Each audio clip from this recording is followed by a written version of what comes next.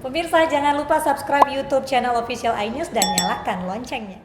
Pemirsa, sejumlah relawan Indonesia kembali menyalurkan bantuan untuk para pengungsi Palestina dan Suriah yang masih menempati kamp-kamp pengungsian di Yordania.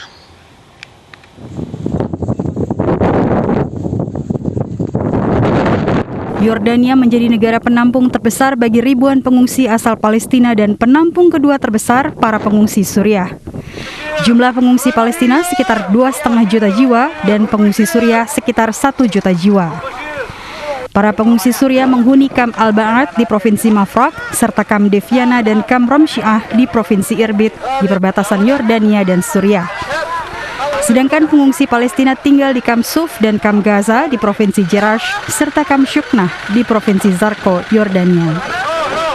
Bantuan warga Indonesia disalurkan melalui sejumlah lembaga amal, diantaranya Darut Tauhid dan Infaku Indonesia, serta Himpunan Mahasiswa dan Pelajar Indonesia di Yordania dan KBRI Aman. Kondisi para pengungsi saat ini cukup memprihatinkan. Eko Sulistyo kepada iNews mengatakan fasilitas kesehatan yang minim menyebabkan para pengungsi Palestina dan Suriah tidak terlayani jika sakit. Selain itu, air bersih juga sulit didapat karena kondisi kamp pengungsian di padang gurun yang gersang. Sementara blokade internasional menyulitkan pengadaan fasilitas air bersih dan pangan. Gelombang panas yang menerjang kawasan Timur Tengah saat ini, suhunya bisa mencapai 40 derajat Celcius bahkan lebih. Dan pemirsa, kita sudah bergabung bersama kami salah satu relawan Indonesia yang ikut dalam pengiriman bantuan kemanusiaan rakyat Indonesia bagi pengungsi Palestina dan Suriah. Ada Eko Sulistyo di Yordania. Assalamualaikum, selamat pagi waktu Indonesia, Mas Eko. Waalaikumsalam warahmatullahi dengan Iya. Mas siapa Mas? Gede, ada Gede Satria di sini Mas Gede, bersama ya. rekan saya Arlista. Oh, ya, Mas Eko, Gede. gimana kondisi pengungsi di Yordania saat ini, Mas? Seperti apa kondisinya di tengah-tengah pandemi COVID-19? Kondisinya saudara-saudara kita baik Palestina maupun Suriah sangat memprihatinkan ya. Apalagi di masa pandemi saya melihat sendiri, apalagi kalau kondisi sakit itu saya lihat sendiri obat-obatan tuh bahkan tidak ada. Kalaupun ada klinik kesehatan di Palestina, dari 300 per hari yang ditampung atau dilayanin, yang bisa diberikan obat hanya 10 orang kurang lebih.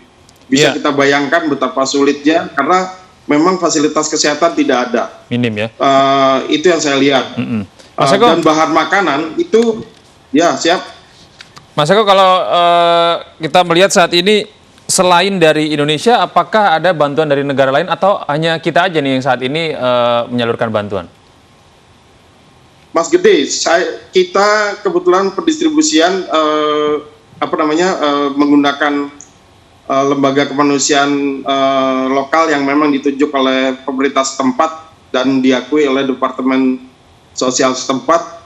Menurut mereka, ini bukan saya, tapi mereka sendiri bilang bahwa bantuan hanya dari Indonesia. Yang biasa diberikan oleh Qatar, biasa diberikan oleh Kuwait, biasa diberikan masyarakat Uni Eropa, Jerman, UK, dan beberapa negara lainnya. Itu selama pandemi COVID tidak ada sama sekali.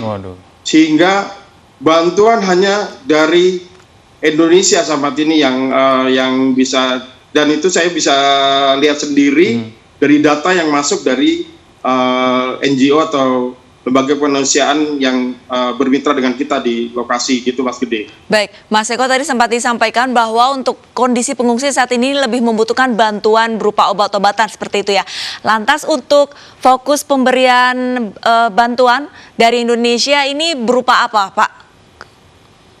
Kalau bantuan bukan hanya obat-obatan pada dasarnya, mereka juga butuh bahan pangan karena satu, kondisi pandemi ini itu ada waktu lockdown. Waktu lockdown dimulai pukul 6 sore hingga 6 pagi. Sehingga mereka tidak ada waktu lagi tuh untuk mencari makanan selain berada di camp. Karena kalau keluar dari camp otomatis dia tidak akan bisa kembali lagi ke camp karena jaraknya yang cukup jauh.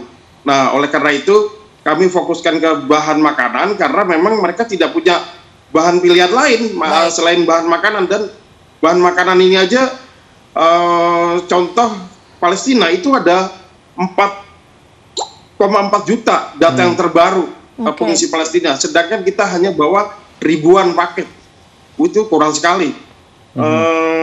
Pengungsi Suriah itu 1,6 juta jiwa, bayangin aja, sehingga cukup butuh banyak bantuan yang mereka butuhkan di saat pandemi COVID-19 ini. Ini data terbaru dari Badan Statistik Palestina. Jadi jumlah pengungsi Palestina itu lebih banyak di Jordania atau lebih banyak di luar Palestina sendiri. Nah, di tepi barat itu hanya 2 juta jiwa, 2.140.000.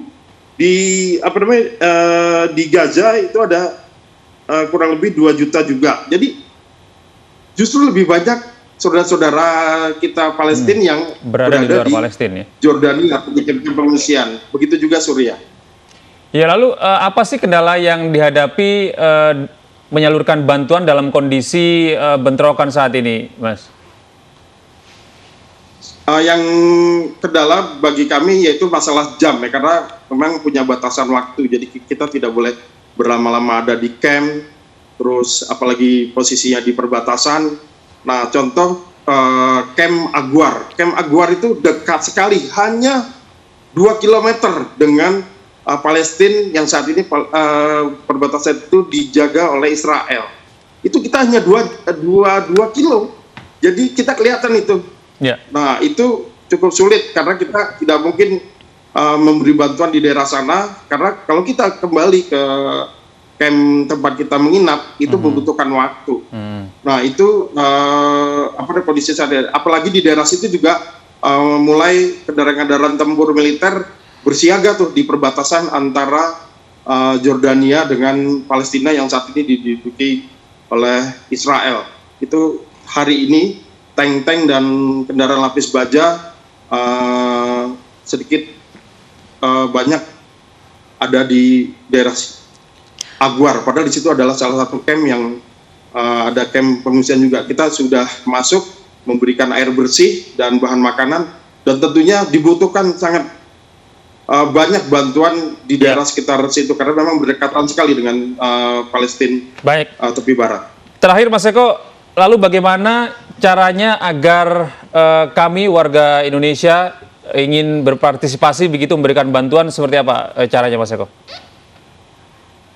Ya, bantuan untuk rakyat Palestina, kalau kita bicara Palestina itu ada yang di Gaza, ada yang di tepi barat, ada yang di Jordania. Kalau di Jordania mereka tinggal di camp-camp manusia. Ya, teman-teman atau saudara-saudara di Indonesia bisa menyalurkan bantuan kepada lembaga-lembaga kemanusiaan yang tentunya bisa dipercaya, karena sekali lagi di Jordania sendiri itu menerapkan peraturan pemberian bantuan harus bekerja sama dengan lembaga-lembaga yang memang ditunjuk oleh pemerintah setempat. Jadi kita tidak boleh langsung datang ke takutnya jatuh ke tangan-tangan yang tidak berhak.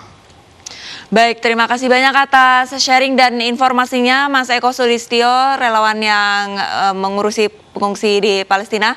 Semoga sehat-sehat selalu ya, Mas ya. Terima kasih sudah bergabung di News Pagi. Assalamualaikum, Mas Eko.